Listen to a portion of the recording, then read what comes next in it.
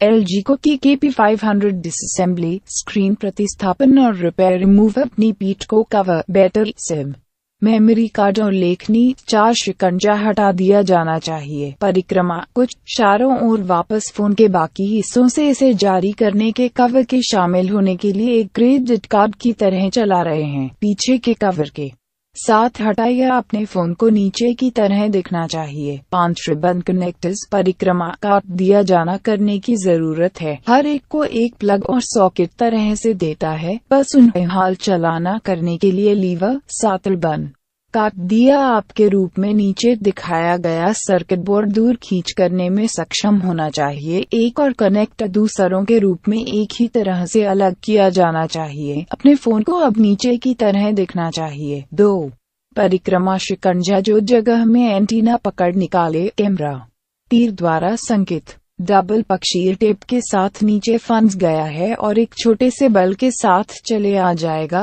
Antenna भी एक छोटे से बल के साथ चले आ जाएगा। अपने फोन को अब नीचे की तरह दिखना चाहिए। आसपास के सामने कवर के शामिल होने और इसे बंद लीवर अपने प्लास्टिक उपकरण चलाएं। अपने फोन को अब नीचे की तरह दिखना चाहिए। अपने प्लास्टिक उपकरण के साथ LCD स्क्रीन बाहर लीवर, यह आसानी से दूर आना चाहिए। अब आप छोटे LCD स्क्रीन से हटा दिया जाना चाहिए था। दोबारा के लिए पूरी प्रक्रिया उल्टा। आप इस डिसअसेंबली गाइड उपयोगी पाया गया है।